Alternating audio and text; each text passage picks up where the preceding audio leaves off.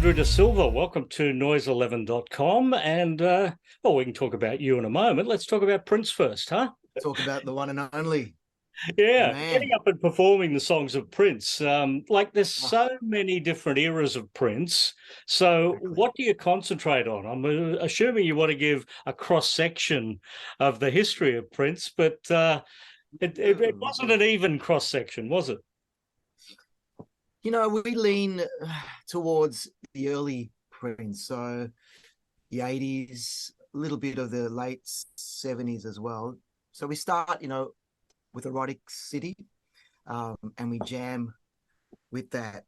Yeah, because even when you go back and look at the origins of Prince, I mean, there were two albums right in the early days that went relatively unnoticed, particularly in Australia. I think by the time we got to Controversy, that was the third album. Yeah, but people could, they knew he was a genius. Like there was something there, Then with Purple Rain, of course, everything changed, and we do lots of songs from Purple Rain, of course. Let's Go Crazy, Raspberry Beret, all that kind of stuff. So we do the hits, but we also, this is what I try to do, because I'm very thankful that I've got the respect of the Prince fan. I'm very happy with that, because they know me and they know that I'm not trying to be an imitator of Prince. Yes, I've got the look and all that kind of stuff, because I've always played Prince's music. It's always been a part of me. I've learned to play, my guitar as a kid, listening to, but I do my own thing, and I think people can respect that. But one thing that we do is we pay respect to the music.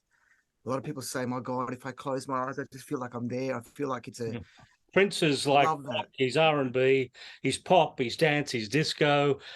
He fits into all categories while at the same time not fitting into any category. But he does have that rock thing, He does have that rock attitude, but he's got the funk underneath it, you know what I mean? And I've always... That's my jam, man. I just love that. But yeah, this show is, it's an honor to do as well. It's something that we take quite seriously as well, because it's musicianship.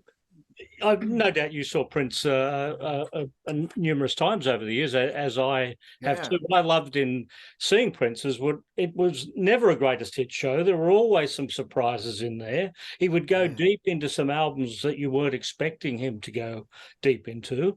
Are you going to equally have surprises like that in your show?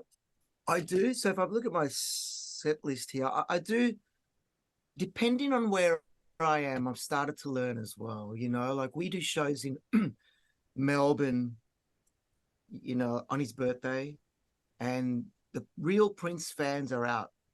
And they're the ones that I can do, some of the B-sides, like She's Always in My Hair, and, some of the, the piano stuff and all that kind of stuff. But then I realized there are some shows where husband and wives are out just to have a good time. They look at the show and they think, oh yeah, I'll go and check that out. So I realized that some people don't know that stuff. So I do, that show will be all the hits. So many people have done Prince songs as covers over the years. Manic Monday by the Bangles, Nothing Compares to You, Sinead O'Connor, I Can't Make You Love Me by Bonnie Raitt. Do you have a favourite artist who has covered Prince, but, it's their version, not the original version?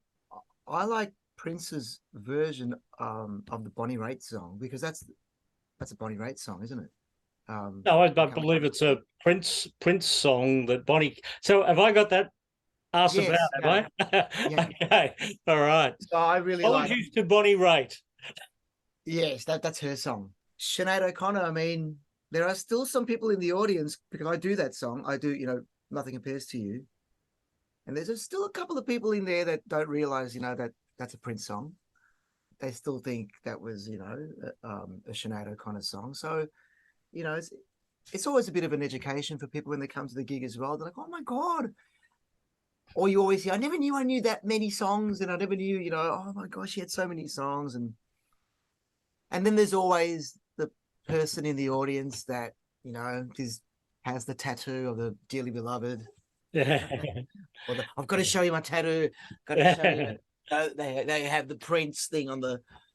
It's great, I love going out in the audience and just, you know, talking all the Prince stuff. And there's always someone that's got all the history and all the albums. They know all the stuff and more than what I do, you know. It's just great. Yeah. Okay. You So know, and Andrew that's the De thing as Silva. well. Andrew De Silva, right now, give us your favorite Prince song to perform. While you're talking that, I'm going to duck into the next room. I'm going to get that Emancipation album out. And Yeah, go do it. we're going to see it. So you're going to tell everyone your favorite song as I sneak out and sneak back in. So my favorite song, everybody, is, oh man, something that's so sexy and funky to play. It is If I Was Your Girlfriend.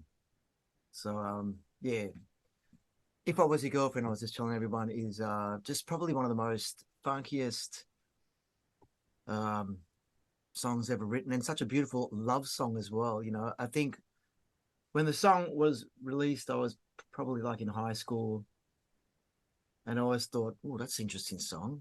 If I Was Your Girlfriend, I kind of understood what he was trying to say, but I think now I really, it's such a, anyway, only Prince can write something like that. And I mean, Purple Rain, man, no matter where we play that song, there's just something about that song, you know. It's just got, it just stops everyone, and it's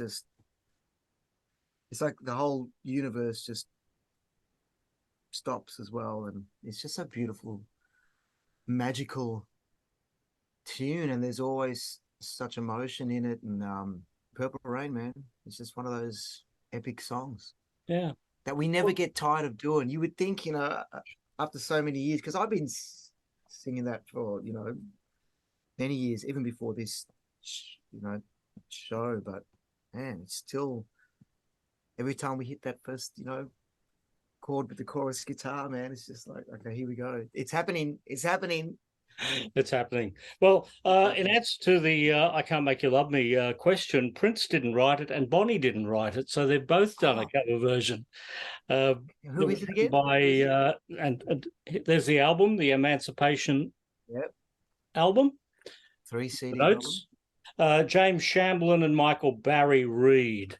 So we'd have to go up. But I wonder, Bonnie Raitt was probably the first one to actually record it.